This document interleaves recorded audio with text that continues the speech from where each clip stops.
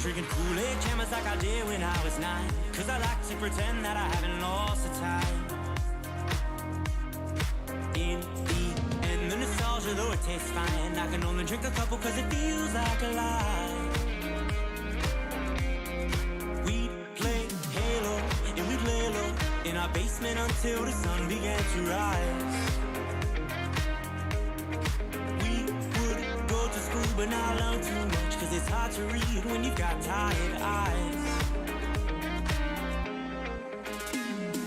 Months go by, the time it flies, past the days that we drink Kool-Aid in the summertime. Years go by, the time it flies, past the days that we drink Kool-Aid in the summertime.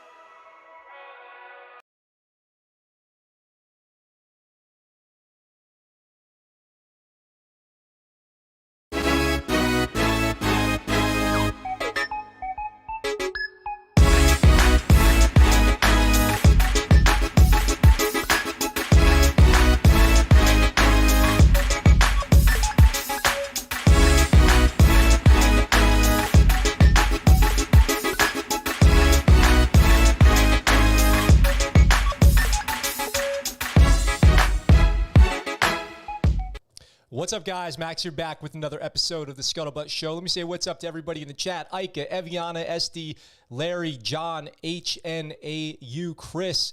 What's up, everybody? How are you, Alex? Welcome, everybody, to the show. It's going to be a great show today. I've got some crazy stuff to talk to you guys about. One big story in particular that I've been waiting, it's kind of getting out of control, so we're going to talk a lot about that. Let's see. Larry says his son's leave is over and he had to go home. I was thinking about military parents. I was thinking about the parents of all the kids in Afghanistan right now, the young Marines, soldiers, airmen, sailors who are out there serving in Afghanistan right now. As we come up in about 48 hours, everybody's supposed to be out of there. We'll see if there's any reality to that at all whatsoever. And I was just thinking how hard it must be to be a parent of a young Marine or service member over there right now, especially after what happened last week, especially on the news that the United States just took out a car full of suicide bombers with a drone strike. I don't know if you guys have been following that news, but it says, oh, Harry Lime Pie with the $2 super chat 1 minute into the show. Thank you so much. I appreciate that. That all that support goes a long way to making the ScuttleButt Show the best show in the world on YouTube here about the military. Thank you so much, Harry Lime Pie. Really appreciate that. It's obvious that there's a clear and present threat to Americans over there in Afghanistan right now. So to anybody who does know somebody out there or has a family member or loved one out there or just cares about the military in general, it's not easy, especially for the parents, was what I was saying, especially for the parents out there. It's definitely not easy right now. I've been thinking a lot about that, and especially, as they identified everyone killed in Afghanistan last week. Most of them extremely young. We're going to talk about a couple of them on today's show. Most of them extremely young, and some of them on their first time ever overseas with the MEU. The MEU is deployed over there. It's basically the name of a Marine Corps unit that deploys for potentially an unknown mission, and the MEU gets tasks given to them while they're already deployed. So the MEU is currently over there for the Marine Corps serving in Kabul, and we'll see if they're out of there in 48 hours. It's a crazy time right now. So if you guys have anybody out there has any questions for me about the military, about the Navy, about Afghanistan, let me know in the comments and I'll address those questions. Alex says, good day, Max. Hope you're having a cracking weekend. Hope you're feeling better. I'm feeling okay. I'm getting over being sick.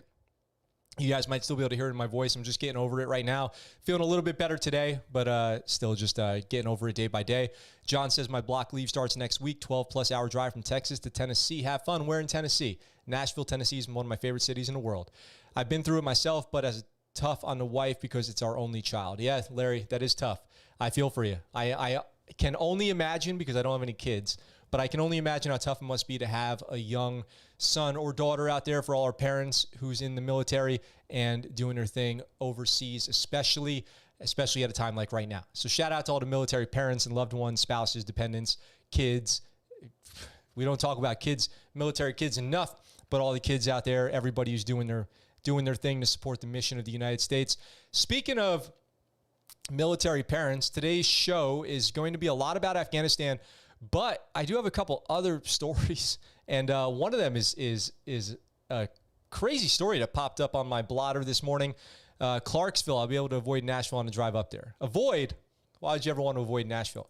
Speaking of military parents, I've got a story here today for you guys that is heartbreaking about an Army veteran. So we've got mother demands change after U.S. Army veteran dies waiting for an ICU bed, dies in the waiting room. This is, I saw this one and I just wanted to give a shout. This does involve the VA, but it just involves kind of America's hospital system right now in general. And this is an absolutely devastating story here. Here's the mother of the soldier. An Army veteran died from a treatable illness after family says he waited 7 hours for an ICU bed to become available. Waited 7 hours at a hospital for care only to die of a preventable disease. Daniel Wilkinson, also known as Danny, had 2 deployments in Afghanistan and returned home as a Purple Heart recipient. His mother, Michelle, said they moved to Belleville about 3 years ago in order to enjoy a quiet life together. He just has a big heart, a big personality, and a big soul, Puget said. In 2019, I came down with breast cancer, and he took care of me 2 years through that. He took care of his mom through breast cancer. He took me to all her chemos, surgery, took care of me, kept track of my doctor's appointments, everything. I mean, he was just that type of son. Puget said last Saturday, Wilkinson became very ill. She took him to an emergency room just 3 houses down from their home, where he was diagnosed with gallstone pancreatitis, and doctors said he needed treatment immediately. The doctor said, we know what we need to do and how to do it. We just have to get him to a facility to get it done, and they couldn't do that, Puget said. So they called hospitals in Texas, Arkansas, Colorado, Kansas, and Oklahoma, but because of COVID, it says, and the Delta variant, the hospitals were overwhelmed. They couldn't get him an ICU bed. I find that a little bit hard to believe, frankly. He was a non-COVID patient, so he was turned down for care.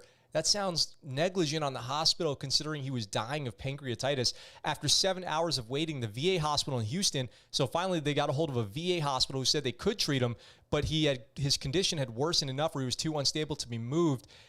And he just needed a surgery that could have stopped this completely preventable death. It's something that nobody should have to experience, and I'm just praying that some good will come from it, because every minute that he was denied an ICU bed, he was dying. Every minute counted. Puget said she wants change in Texas hospitals. The state's healthcare system is in need of more nursing staff, tents for overflow patients, and additional resources. The doctor said, I'm scared another one is going to come in, and the same type of situation is going to happen. Everybody should be able to get help if they need it. That's my wish. My wish is that this story might save somebody else's life. So let's get this story circulating. Let's get that story circulating. How terrible is that? A preventable, treatable illness identified with the solution, but they couldn't get him to surgery into a hospital because they say they were overwhelmed by COVID. It's hard to imagine that that's true across 5 states. Across 5 and 6 states, they couldn't find a hospital that could perform a surgery. Does that sound right to you guys? That sounds like it sounds negligent to me, almost downright negligent that that could be the case. When I was reading that story, I wanted to share it because it's a Purple Heart recipient Army veteran who sounds like his service didn't end at the end of the military because he took care of his mother after that and was left to just die suffering in pain of pancreatitis when he could have gotten help if he just got treated at a hospital. What is going on out there right now? How is that possible? I don't know. It seems like we're missing something there. I just can't imagine that hospitals were so overwhelmed with COVID patients that they couldn't get somebody into an OR. Like one general surgeon wasn't available to go in and perform a procedure in 6 hospitals? That doesn't sound right. Let's see. My wife works in Nashville. Don't worry, I'll still get my fix. What's up, Andres? Take the last train to Clarksville, the Monkeys. Sorry I was late. Nuggets, what's up? Welcome to the chat. We've got, Justin says, sounds like the definition of pandemic hospitals are full. It doesn't sound right. They are loving Japan except for C-19. Yeah, that's how it is for me out here in Japan, too. I do love Japan. Harry Lime Pie repping for the military out in Japan. So let's see. Alex says servers for his country, and that's what he gets in return. That's just wrong. Yeah. Yeah, it doesn't sound right. It doesn't sound. Ruthless Empire, what's up? Welcome to the chat. It does not sound right to me that person could not get treated. That just sounds odd. Sounds wrong.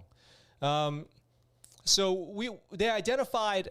I'm trying to figure out what I want to do about the people killed in Afghanistan and how to address that. Maybe with a reading of the names and biographies of them. Maybe as more time passes, and maybe when people get out, maybe when they finally get out of Afghanistan, we can do something like that and just make sure that we've seen what looks like it is the end of the violence over there for at least the time being. But I do have a couple stories out here. What's up, YT Pooper? What up, my guy? So there's a couple stories here about 2 of the service members killed, 2 different people that I did want to highlight. Maybe we'll do a couple a day or something like that. One of them was a sailor. So we had a sailor, 11 Marines, and a soldier killed, I believe are the numbers, or 12 Marines, a sailor, and a soldier killed in Afghanistan. I keep hearing different numbers. I still am hearing different numbers as far as the soldiers. 1 or 2 soldiers were killed. But the whole situation just sounds really, really, really agonizing to hear the tales of what was happening with these guys, the troops on the ground who were killed in the hours leading up to that attack. I saw one of the Marines had carried a boy on his shoulders 5 miles to get him to the gate and then went back out. And when the bombing happened, the females out there who were killed, you've seen in photos, nursing for little children, and then they were killed in the suicide bomb. So let's just talk about the sailor who was killed here really quick. Family releases new statement about Navy corpsman killed trying to help evacuees in Afghanistan. So what do they have to say about their son here? The family of a Navy corpsman who died in Thursday's suicide bombing and ISIS attack at the Hamid Karzai airport. His name was Maxton Soviak of Berlin Heights, Ohio, 22 years old. Soviak was assigned to 1st Marine Division out of Camp Pendleton. He enlisted in the Navy in 2017, so he had been in the Navy approaching probably the end of his first tour. His other military assignments included Hospital Corpsman School in San Antonio, Texas, Naval Medical Readiness and Training Command in Guam, and Field Medical Training Battalion Camp Pendleton.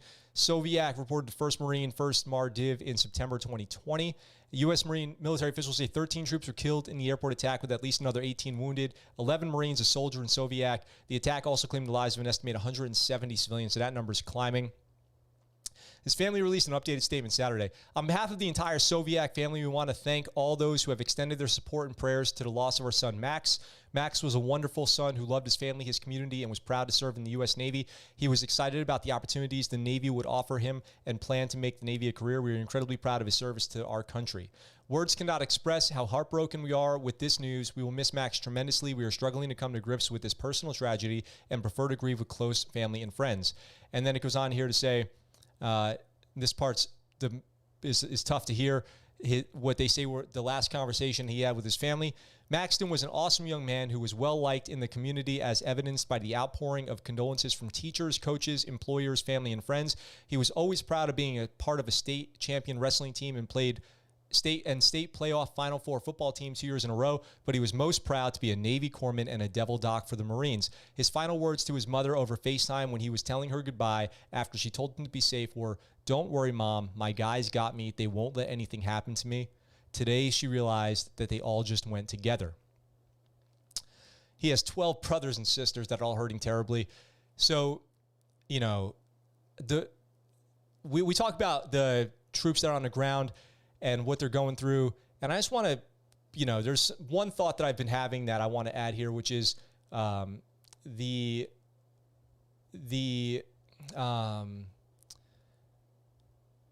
it just reminds me that I remember the feeling of there's no place I would have rather have been than in the worst place that all my buddies were at, you know?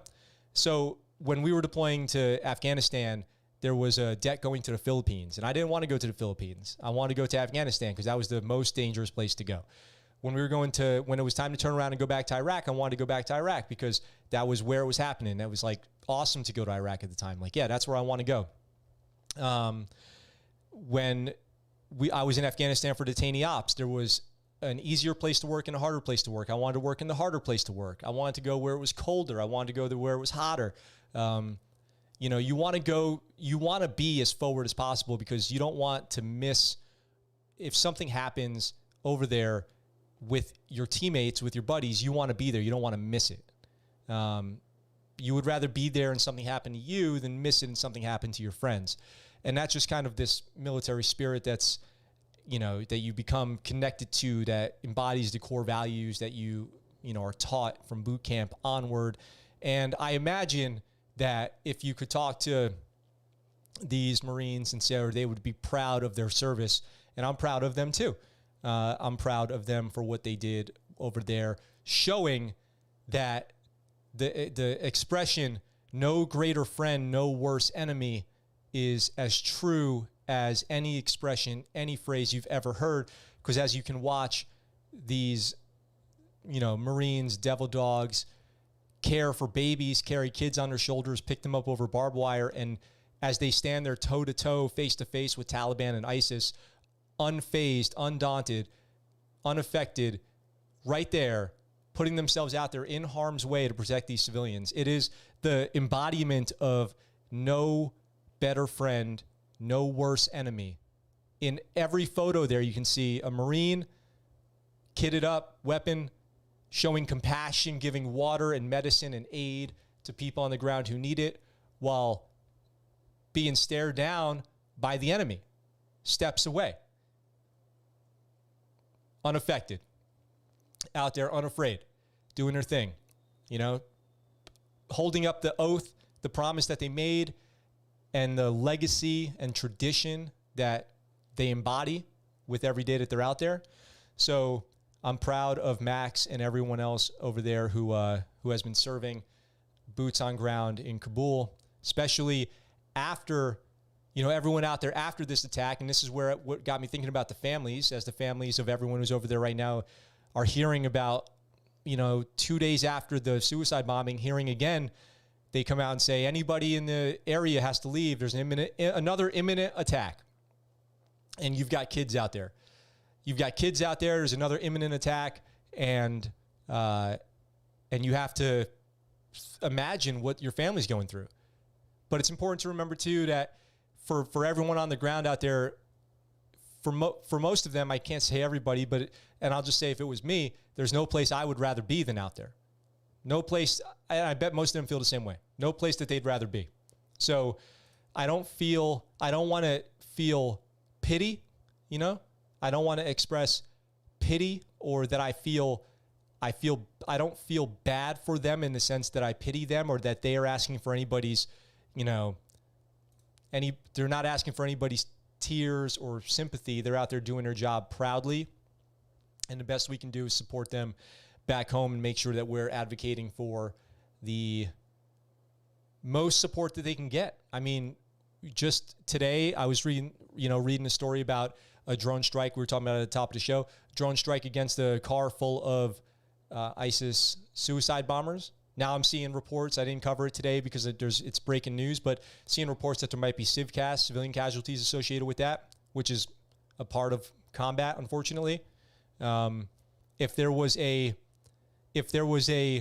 vehicle-borne IED threat to the Americans out there, that vehicle-borne IED could take out hundreds and hundreds of civilians and military.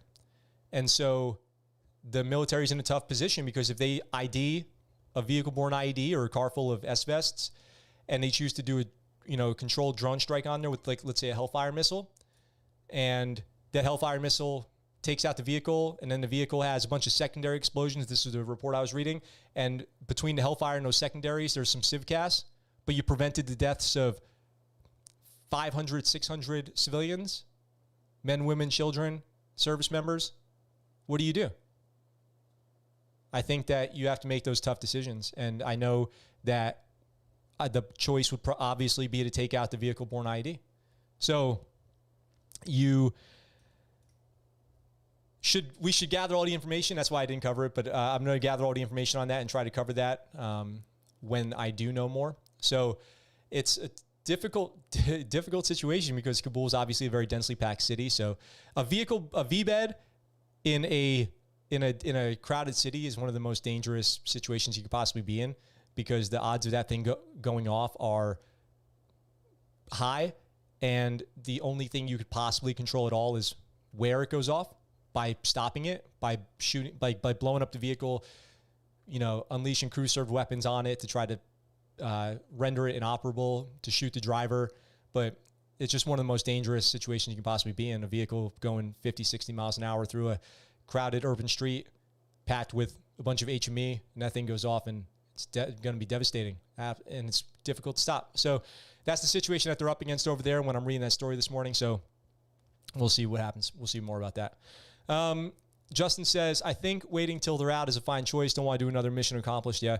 13 served reserve seats for those who will never come home. Saw the ages of those Marines, and it feels like they shared the same age range, 18 to 23. Yep. Most of them were babies when 9/11 happened. I saw the oldest person killed 2 days ago was 11 on 9/11. I would pay $1 million to go back to Afghanistan with a Dragunov. Matt's all right. I saw the Lieutenant Colonel video. Can't wait to see what it said. Yeah. Well, there's an update to it. Every time I see their photos, the videos, the address fills me with rage. H&I, yep. Freedom is not free, but the U.S. Marine Corps will pay most of your share. Yep. God bless those that were lost and the families they left behind. Yep. Ed, what's up? Ruthless, have you heard that Turkey is not taking any Afghan refugees? Turkey's a crazy country. There's a lot of dynamics. I haven't heard that, but there's a lot of dynamics in Turkey. Think where man's glory must begins and ends, and say my glory was I had such a friend. Yeats. You guys might not remember, but I was 10 when Saigon went to shit. This seems worse. Yeah, I know myself and probably most other people watching were not around when the fall of Saigon happened. So, we've got another story here about one of the veterans, one of the Marines killed in Afghanistan. And this is what I was talking about.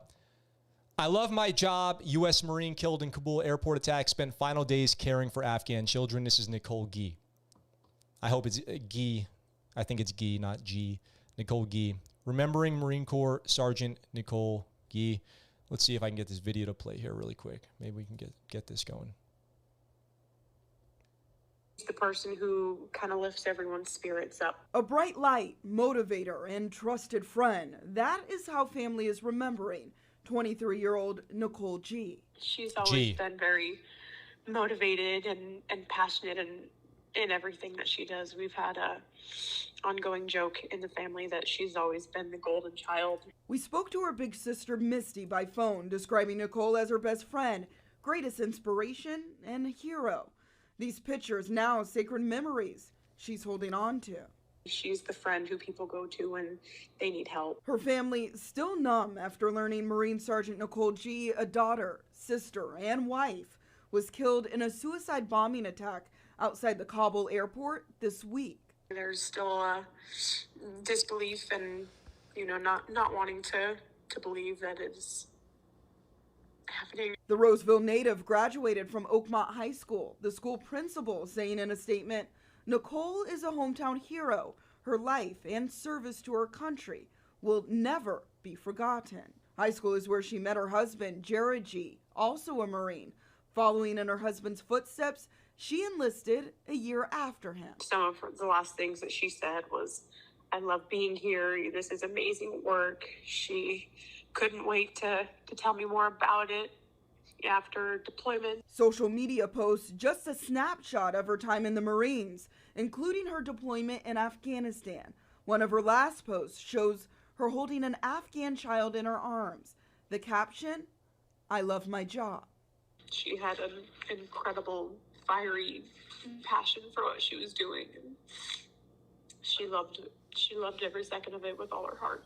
That heart for people abroad and here at home, leaving a lasting impact. There's no bad memories. There's only happiness, laughter, and positivity. And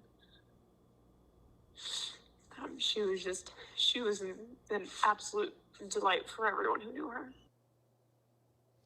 So you guys have probably seen that video or those photos of her holding the child here. You can see it on your screen right here if you're listening on the podcast. It's Nicole G. holding the baby, just kind of cradling the baby there's another baby here.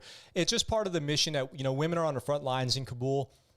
2 women were killed on that suicide blast. They're out there doing their thing. We talked about the women who were on call at the airbase in Qatar, whatever.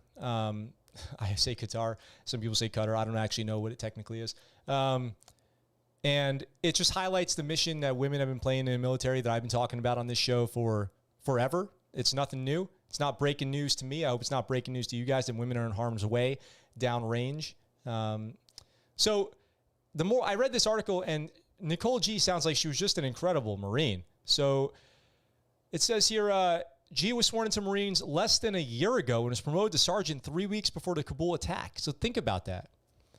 G was sworn into the Marines less than a year ago and was promoted to sergeant 3 weeks before the attack. That's one of the highest or like the fastest promotions I've ever heard of in my life. She must have been doing a great job. In a now viral Facebook post, one of G's friends, Mallory Harrison, penned an emotional tribute to her friend. "Her car is parked in our lot. It's so mundane, simple, but it's there. There was an explosion, and just like that, she's gone. Her car is still there, and she's gone forever," Harrison wrote. So G was married to Marine Jared Gee. Her sister, Misty Foucault, said Nicole posted several Instagram photos of her and her husband celebrating the holidays and celebrating his own promotion to sergeant just a few months ago. So that's a young couple, young Marine Corps couple who seemed like they were doing everything right when, including serving on the front lines in a combat zone, because that's what Kabul is, it's a combat zone. And she was killed by ISIS, the worst people on the planet. And you guys know I say this a lot. I have one hardline opinion pretty much, and it's F ISIS. And there's no wiggle room on that. I think ISIS should be at all times taken out with the most violent capabilities that we have.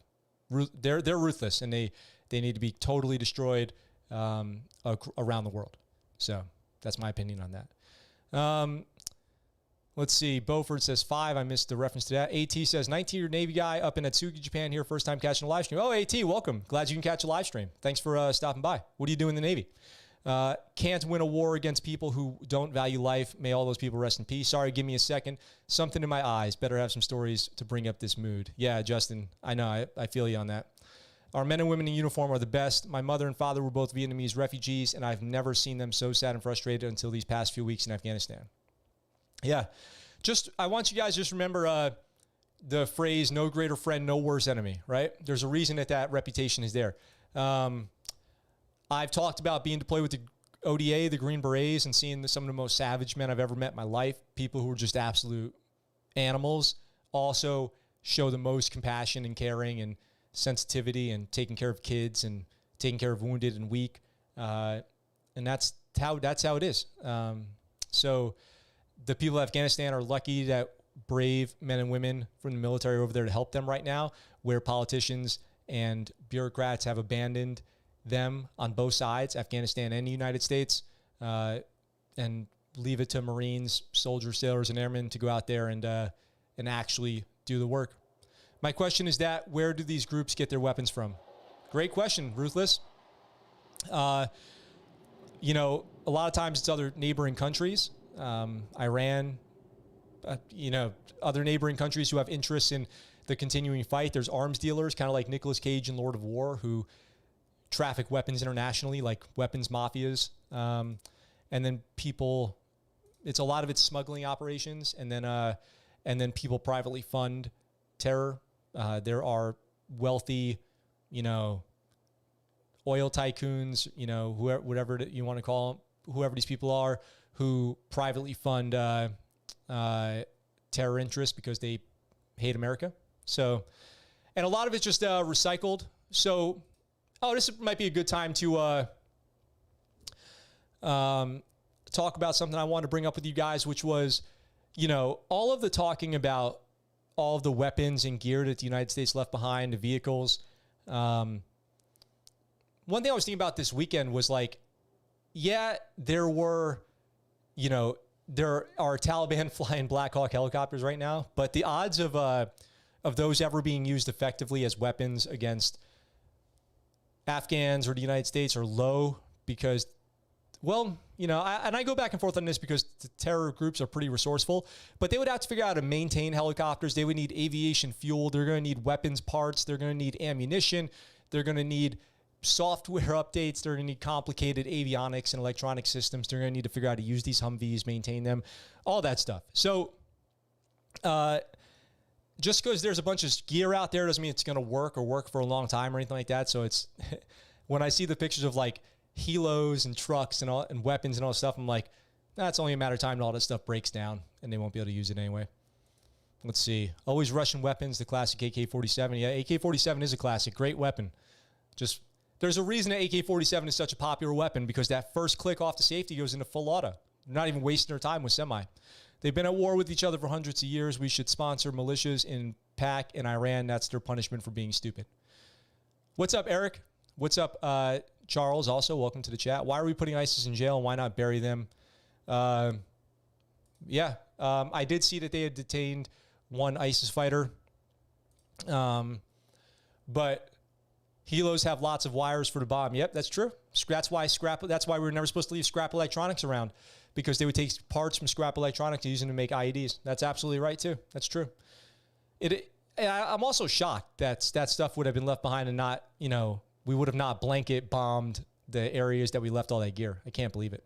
That would have been the obvious choice, would just be to bomb the bases that we abandoned and all the gear. So I don't know why we didn't do that, to be honest. So we're going to talk about this next story for a while. We're going to be on this next one. It's the main story. It's the headline story. Marine officer threatens the military. You guys might have seen this, but there's an update to this that came out today that this guy, like, is this how you want a Jason Bourne? Because this is how you get a Jason Bourne. Viral Marine who demanded accountability for Afghanistan failures says, I'm resigning my commission.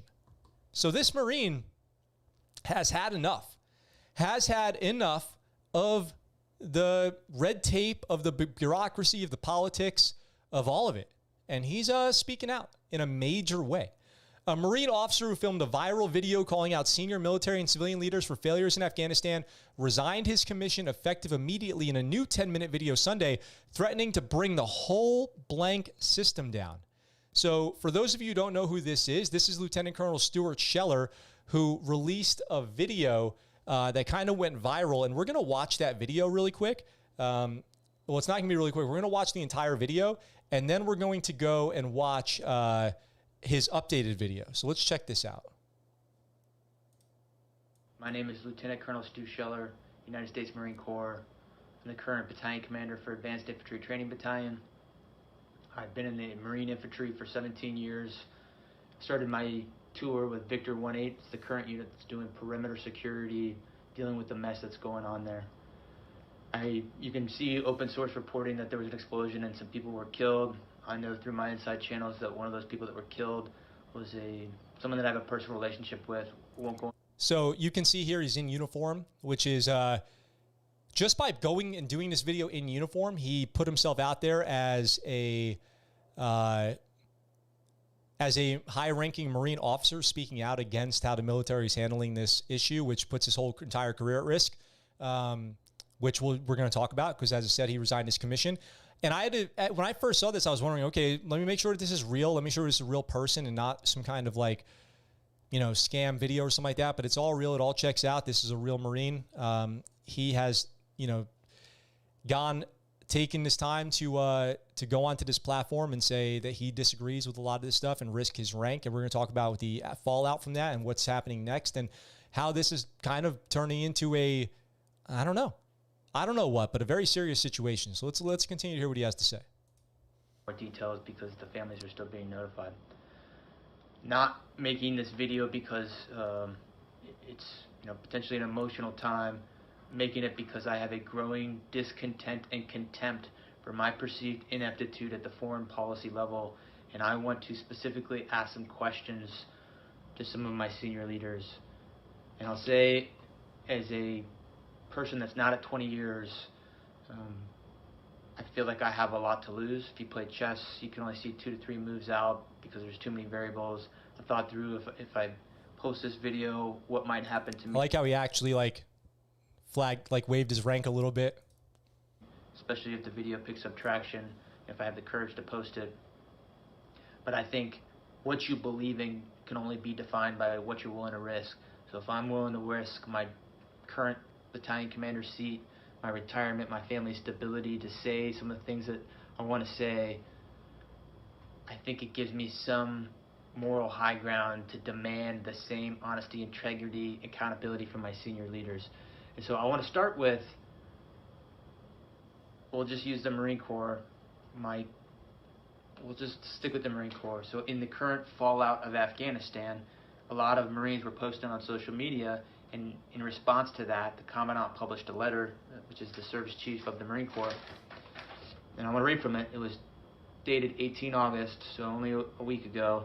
The Commandant, sir, you wrote, "Some of you may be struggling with a simple question. Was it all worth it? We want you to know that your service is meaningful, powerful, and important. You fought for the Marine to your left and the Marine to your right. You never let them down." And then you go on to say that, if we're struggling, we should seek counseling, which, I get it. People have killed people. I've killed people, and I seek counseling, and that's fine. There's a time and place for that. But the reason people are so upset on social media right now is not because the Marine on the battlefield let someone down. That service member has always rose to the occasion and done extraordinary things. People are upset because their senior leaders let them down, and none of them are raising their hands and accepting accountability or saying, we messed this up. If an 05 battalion... So this is something that I talk about a lot on this program, which is what I see to be maybe the largest problem that the military has over the last couple of years, which is a absolute lack of accountability at high-ranking levels. And the politicians have this too.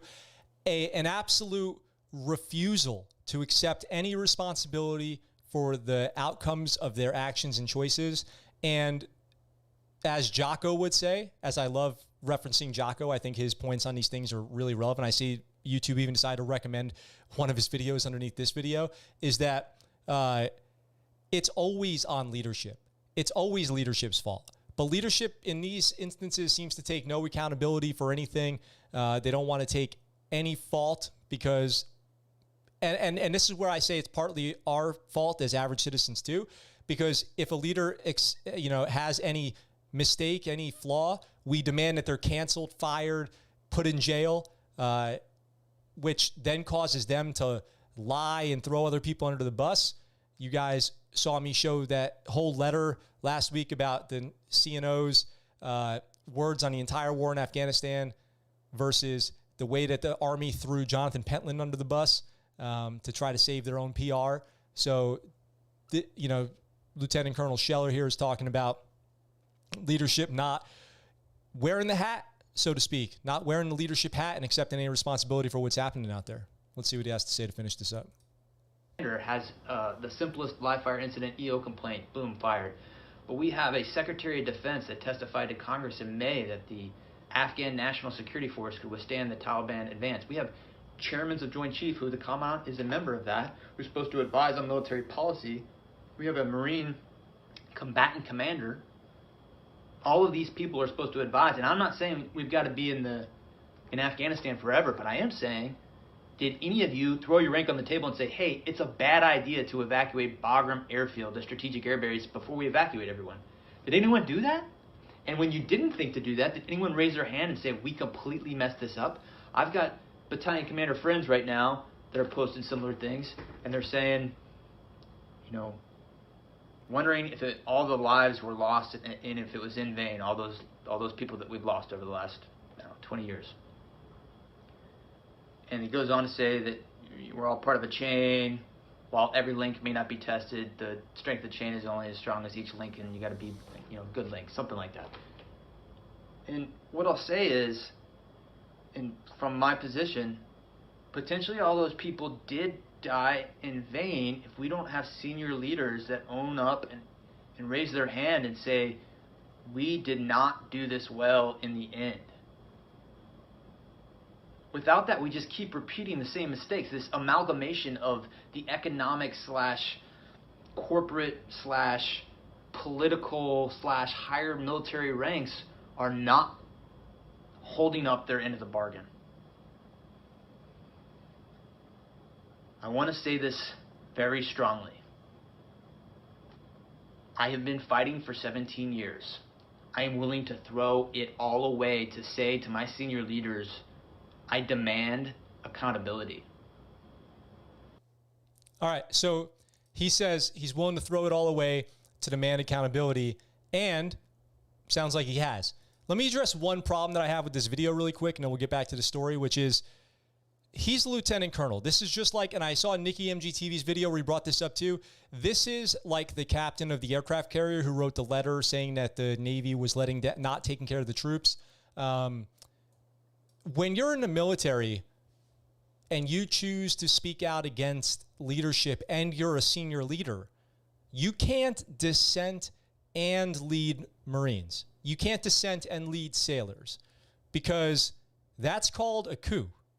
You can't take a stand against your chain of command when you're in charge and have people follow you, right? Do you guys understand that just can't exist as far as the military machine goes? As far as the military machine is concerned, those things cannot exist. You can't go against orders while leading hundreds of people. What are his subordinate troops supposed to do? What are his, lance corporals and sergeants supposed to do if your commanding officer is speaking out against Marine Corps leadership? This is a difficult position that he's put himself in and put his Marines in. Because what if they love him? What if his Marines love him and he's like the best CO that they've ever had, the best battalion commander that they've ever had? Now they're in a difficult position. How do they fulfill their oath to the Marine Corps? Because now if they get another leader who backs the chain of command, they're going to be like, now our new leader is kind of full of crap too. So I don't necessarily agree that this is the most effective way for a lieutenant colonel to go about business because it undermines the chain of command, and you got to think about the hundreds of people who are under his charge, who now have to make a choice as to who are they loyal to, who do they follow. So then on the other hand, having somebody disruptive in the chain of command could be good for the Marine Corps. Somebody's willing to call out the BS. Like, who knows what he did behind the scenes?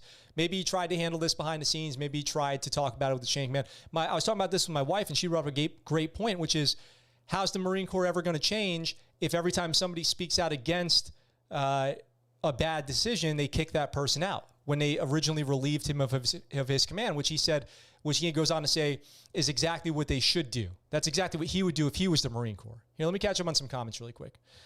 Beaufort says, I like this Lieutenant Colonel.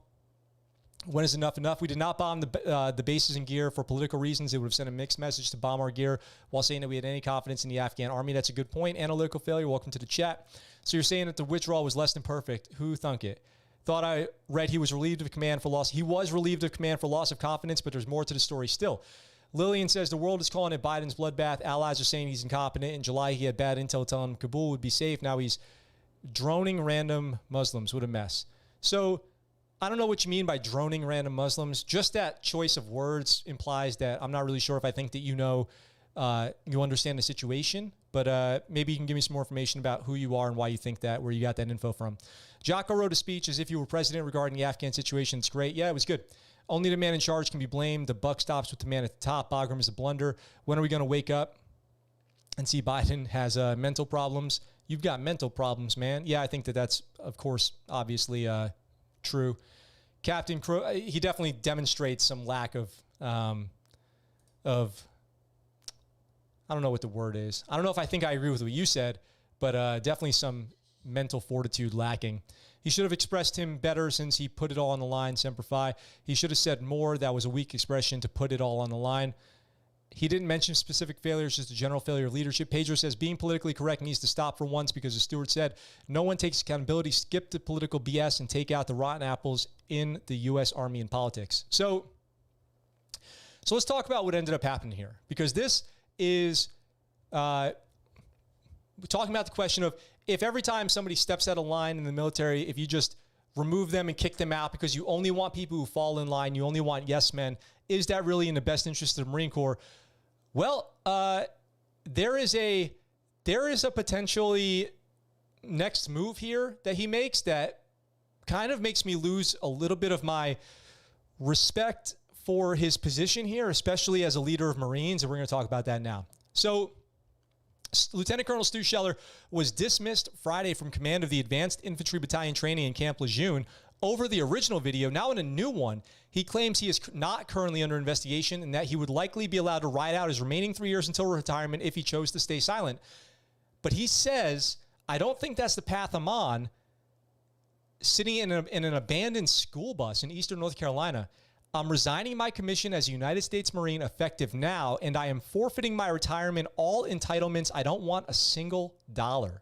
He suggests that senior military leaders would need that money for jobs and security after what he intends to do, though he does not provide further details. So let's jump over and watch his follow-up video. So this follow-up video is, I don't know. You guys tell me what you think. I think it's a little creepy. Hey everybody, Lieutenant Colonel Stu Scheller coming at you from an abandoned school bus in eastern North Carolina. If you know me, you know. I've been overwhelmed by the outpouring of support over the last 72 hours since I made some statements in the public. I've also really appreciated the candor and the opposition, the people who think I should have handled it differently. I think the debate is healthy, and I appreciate and respect all sides of the conversation. But after I've meditated on everything, my higher purpose, my path, the path of the Marine Corps, United States, I've come to a place where I feel at peace with making some further statements, and that's the purpose of this video.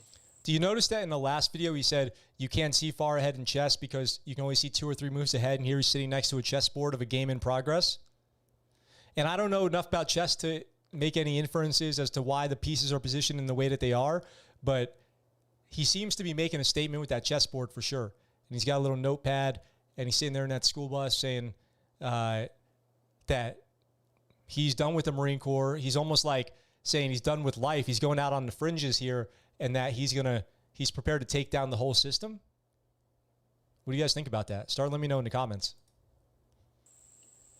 You know, I'm not a religious guy, and I don't know if it's the outpouring of people and all the support that I've had, but part of me feels like everything in the last 25 years of my life may have happened to bring me to this point right now.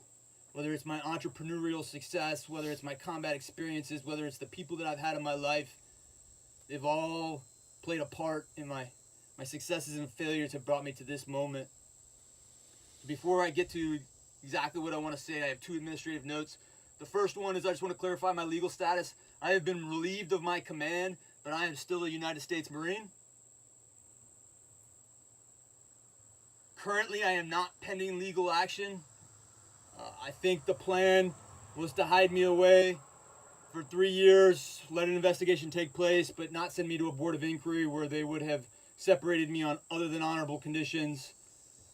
And so I had the choice where I could remain silent, keep my retirement for 3 years, and quite honestly, live the dream for not many responsibilities in terms of leaning into the next thing, if that's what I so chose. The other thing is in terms of donations, lots of people have set up GoFundMe pages and want donations and contribute to the cause because they're all want to believe in something. I'll tell you right now, I haven't set up a single GoFundMe and I'm not asking for any money. There'll be a time for that. If you want to donate, please donate to the families of the lost service members from the attacks over the last 72 hours. So here's the first thing that comes to mind here. You've got a video where he's making his statements about he's going to walk away from the Marine Corps. He's not going to accept this retirement. He's got 160,000 views on this video. Comments are turned off here. He's making a lot of noise right now. But here's my question is, where can he affect more change? Can he affect more change as a lieutenant colonel, leader of Marines in the Marine Corps? Or can he affect more change with this, what could potentially be a flash in the pan moment where he makes a lot of noise right now and it's the last noise he can ever make? Is this really the long game right here? Is this the long game in action? Because if not, he's going to be forgotten about in a week. You guys know how the news is, how people are. We'll forget. We'll forget about we the people will forget about Kabul in a month. We'll forget about the 13 Marine sailor and soldier killed in a year. People are going to move on. Maybe not us who care more about the military. Maybe we'll remember. People who knew those people won't forget. But the world is going to move on. The world's going to move on from the refugees in Afghanistan. So where can he make more change? As a colonel in the Marine Corps, or as a fringe, person who walked away and revolted against the Marine Corps? Time will tell, I guess. But my guess is he could have made more change as a Marine. The only other pitch I'll give is after I post this video, my wife, I love you. You're a great mother. You've been down for the cause for the last 17 years. I don't know what decisions you're going to make in the next 72 hours. If anyone does want to donate, I'd ask that you just donate directly to her. We're not going to do GoFundMes, just to clarify. There's no GoFundMes for me or my family. But my wife's PayPal is Jacqueline, spelled Jacklyn, Scheller, spelled as my last name, @gmail.com, or her Venmo, Jacqueline-Scheller. Okay. I have 2 social media platforms, LinkedIn and Facebook, and there is a little bit of a difference between the 2 of them. Right now, I'm overwhelmed with followers based on recent events, but general officers, colonels seem to prefer LinkedIn over Facebook for whatever reason. And so if you were to look back at my LinkedIn, the core 1,000 that I had was all colonels and generals and field grade officers, and the conversation in those posts are a little bit different. And everybody's got an opinion, but there's one specific comment that I want to address. Going back to my earlier comment about maybe everything happened for a reason. When I was a young captain, I worked for a man named Lieutenant Colonel Hobbs. And we went through some things together. And he, many people don't know, was actually relieved as an 06 for standing up for moral things that he thought was right. And he did it within the system, as a lot of people have implored me to do. And he was just shuffled out the door without really affecting any change. And then after he exited the Marine Corps, he's made a lot of controversy by talking about racial diversity and equal opportunity problems in the Marine Corps. And from that respect, I have adamantly disagreed with him. But just because we have different opinions doesn't mean I don't respect him.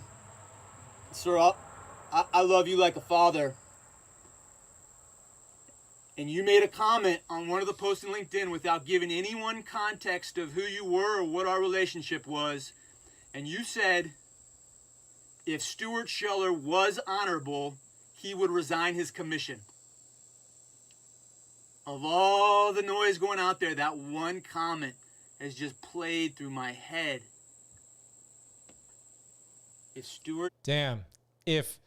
And you know, to that comment about he should resign his commission, you know, there is something to be said of put your money where your mouth is. If you do remain in the Marine Corps. So because he made the first statement. Because he made the first statement, which he made, you know, for sure emotional. And I tell you guys all the time not to make emotional decisions. When you make emotional decisions as a leader, they tend to not be the best ones. Because he's making one loud emotional statement instead of a lifetime, a career of thoughtful, passionate, provocative, and kind of in-line changes, policy changes, and corrections. He could have gotten out of the Marine Corps and spoken out then. He could have continued to teach junior officers how to navigate the system better, mentor junior officers to not become necessarily just cogs in the machine, but thinkers, not just shooters. Shooters are thinkers type thing, and make change that way, as opposed to now where even associating with him is probably going to be frowned upon or completely shut down for anybody who's active duty Marine Corps. So you can make one really loud emotional statement and be done, or a lifetime of effective, thoughtful, slow roll changes and mentorship and leadership from within. And so his prior mentor leaves him a comment that says, hey, if you are honorable, you will resign your commission. That's heavy. That's pretty heavy, you know, saying that it's time for you to put your money where your mouth is and walk away. You can't stay in the Marine Corps after this and mean what you said. So he said he was willing to risk it all. And then he was asked to put his money where his mouth is, I guess. If Scheller was honorable, he would resign his commission. You didn't say is as if in challenging me. You said was as if you assumed I wouldn't do it.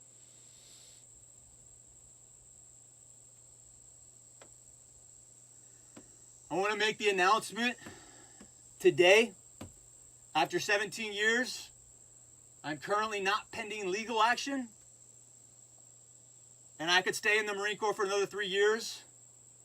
But I don't think that's the path I'm on. I'm resigning my commission as a United States Marine effective now. I'm sure there's some MAR admin on how I'm supposed to do that, and I'll work through that. But I am forfeiting my retirement, all entitlements. I don't want a single dollar. I don't want any money from the VA. I don't want any VA benefits. I'm sure I'm entitled to 100%. I, breathed on the smell and smoke of burning shit for years. I don't want any of it. I can't believe it. I can't believe what he's saying. He doesn't want his VA benefits. He doesn't want his retirement. He doesn't want his pension. He doesn't want health care. I can't believe it.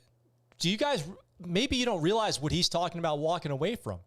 When he says 100% disability entitled from all his injuries, body damage, PTSD, exposure to burn pits, all that stuff, you're talking about, for a lieutenant colonel, if he had retired, you're talking about $6,000 or $7,000 a month in pay, followed by probably another $1,000 a month in benefits, including health care, life insurance, base access, commissary and exchange privileges, and all that stuff.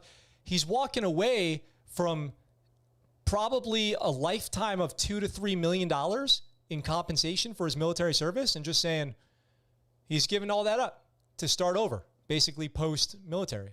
I don't know what his plan is. I don't know if he has a plan. He said he had some kind of entrepreneurial success at some point. I don't know what that's in regards to. Maybe he made a product or something or started a business and he's had some success there. Maybe his wife is very successful. But I can't believe what he's saying.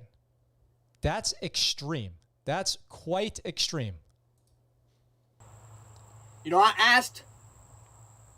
I asked for was accountability of my senior leaders when there are clear obvious mistakes that were made. I'm not saying we can take back what has been done. All I asked for was accountability, for people to comment on what I said and to say, yes, mistakes were made.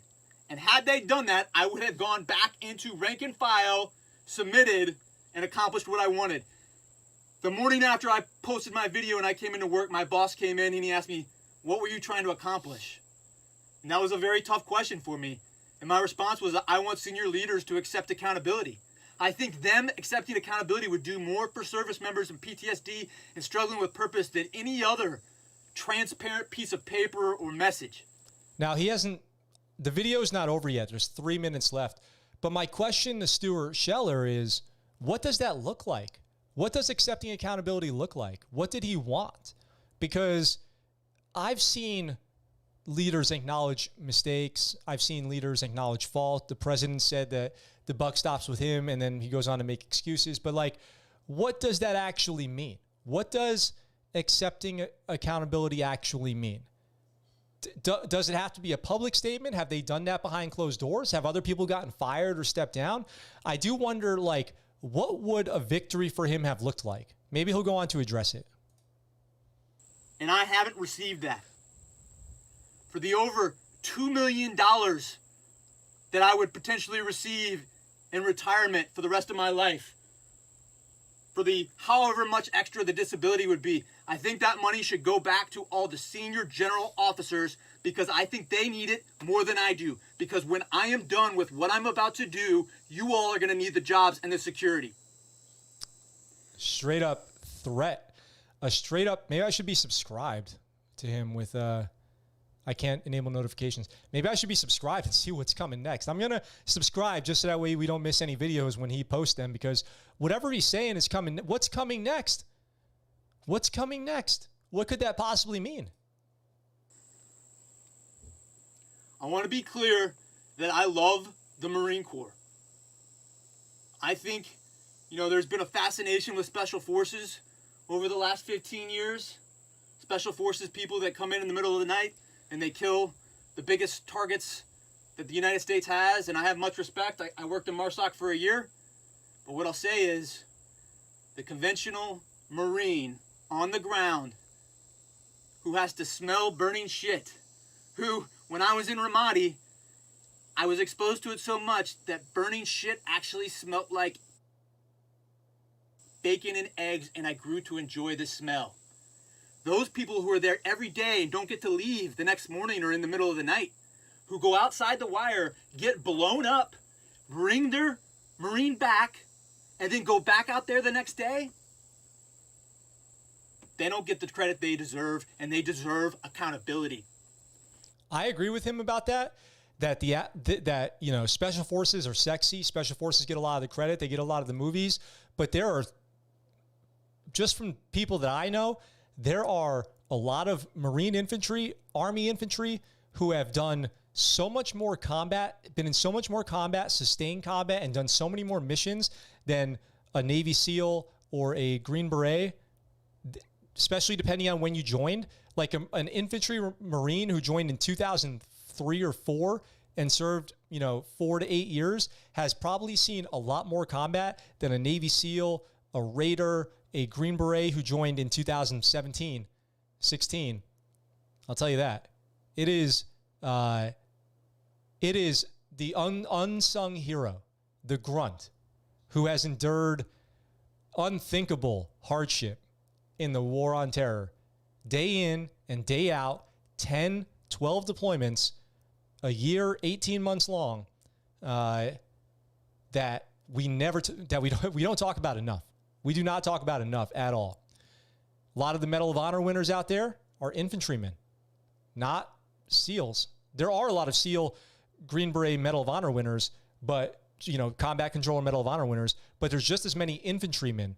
There's just as many grunts out there. Well, I was watching a video by Kyle Carpenter earlier about Afghanistan. Just as many grunts out there walking around with the Congressional Medal of Honor as there are Special Forces. And we can't forget those guys and girls. Stuart Scheller was honorable. He would resign. You have no idea what I'm capable of doing. What does that mean? To all the congressmen, senators, every media station across the globe, to all the rich philanthropists, I appreciate the support, and I'm going to need your support. To the Bellwether Alliance, I'm a coin-carrying member. We have all these laws on how to create wealth. The one thing they don't tell you is that going after stability and money can make you a slave to the system, and it can make you compromise what you truly believe in. I don't need a single dollar. I just need every single person that's willing to go back outside the wire every single day, to wear a blue collar and just go into work every single day and feed their families. Those are the people that I need. Follow me, and we will bring the whole fucking system down. I am honorable, and you can ask any Marine who served with me for 17 years. I dare you to ask them all and find out what I'm made of. We're just getting started. Okay. So that sounds downright scary. I mean, what's he mean? He mentioned there the Bellwether. Okay, thank you so much. He mentioned Doug. there the Bellwether Alliance. So let me tell you guys, I just looked up the Bellwether Alliance here. It says the Bellwether Alliance is comprised of philanthropists, top industry leaders, investors, influencers, and celebrities who are truly wanting to make a positive impact on humanity, regardless of race, gender, religion, national origin, or physical condition. So is he talking about starting a militia like somebody said in the comments? It sounds like he's trying to form a group to take a stand against the system. And is the system the Marine Corps, or is the system the United States government? What is he talking about? This is one of the strongest worded dissents against the military that I've ever heard from a lieutenant colonel who's now, there's no coming back from that. Somebody in the comments said he's still eligible if he wants him. Well, he's definitely probably lost his eligibility for retirement because he's not at 20 years. He's probably going to not make it to that point at this point. And as far as the VA goes, he might retain eligibility for VA benefits, but with his honor at stake, with his word at stake. So he's kind of forfeited those because if he ever wants to be taken seriously again, he can't, follow through with that. So let's see what's going on in the comments here. He probably has a lot in his conscience, and it doesn't matter what he says. He's entitled to those benefits. Oh, yeah, there you go. Well, yeah, if he wants to go back on his word, it's wishful thinking to try and change or help new Marines to change what is in place. Maybe he gets in with a multi-level marketing. Yeah, maybe struggling with purpose. Nothing will change. Nothing today, tomorrow, unfortunately. Yeah, things change quick in this world. You're going to have to download stuff in case he deletes stuff. Yeah, probably. I really hope the guy doesn't go off and start a militia. It almost sounds like it. Accountability is like Biden resigning. That's, I don't believe in the president resigning for mistakes like that necessarily because it's easy to say when your person's not in charge, but when your person's in charge, you probably don't want them resigning over every mistake. Mistakes get made. I don't want every leader resigning over every mistake in general. I've never supported that in the military. Great leaders make bad choices. Great leaders make tactical errors. Doesn't mean that they should always have to resign. I wonder what Snake Blitzkin would say to him. That'd be his ally right there. They will risk put you in jail, dude. Whoa. Let's not burn down the greatest nation on earth just because of a bad president I'll be out in 4 years. The Q Army or something like that. I don't know if this is Q type stuff. I don't know if this guy supports Republicans, Democrats. He obviously doesn't support Joe Biden. That sounds like it's definitely true. He obviously doesn't support General Milley, it sounds like. There's a lot of leadership that he does not like, for sure, it sounds like. But what does he support? I don't know. It doesn't say. He never said. So I'm not going to try to put, my best guess out there, my theory or whatever that is. I'd just be making it up. But he's definitely laying it out there, threatening the military right now. So that's so crazy. We should send him to Pakistan to destroy their economy and make the country an unending civil war where America, we can send weapons to these militias to fight each other forever. Interesting, Charles. I think what people are mad at Biden is for also how he responded. I think there's a lot to be mad at Biden about. I was mad. I'm mad about the lies that were told that were acknowledged after the fact. There's a lot to be mad about. there's a lot to be mad about. But I said I don't blame Biden for what happened in Afghanistan. I blame the Taliban. I blame ISIS. I blame a lot of people. But start with the terrorists. The first person to blame are the terror groups, not the president of the United States. So you could go back and look at the 50-year history of civil unrest in Afghanistan. So seems a bit weird. First video seemed thoughtful and well-intentioned, but he has transitioned to loose and unhinged. Obviously, he's under a lot of stress. Unfortunate. Yeah. Yeah. Oh, by the way, guys, we hit 6K subscribers. Chris said 6K soon. I was showing 6K this morning. Sometimes that does fluctuate throughout the day. I want to thank you guys for 6K subscribers on our way to 10. One of the best ways to keep growing the channel is for you guys to share the videos, invite people to come watch the streams, and keep supporting, keep being in the chat. We're streaming to, somewhere between 500 and 1,000 people a day now on the live stream. So that's really incredible. I'm really excited about that. That's awesome. And I thank you guys so much for that. All the new people who are watching the channel, all the new members here, all that stuff. It's great to have you. I hope you stick around. As always, links in the description down below for merch, ScuttleButt Show merch, as well as ways you can support the channel, like becoming a member or becoming a patron. If you join Patreon for $10 a month, I'll send you a free t-shirt on your second month. So free t-shirts on your second month of membership at Patreon at the elite tier membership. Check the benefits over there. I'm trying to work on ways to get better for the patrons and members and offer more stuff for you guys. What about all the equipment that was left? No plan to bring back the gear? Yeah, definitely not. Charles will become president and continue Poppy Roosevelt's plan. All right, Charles.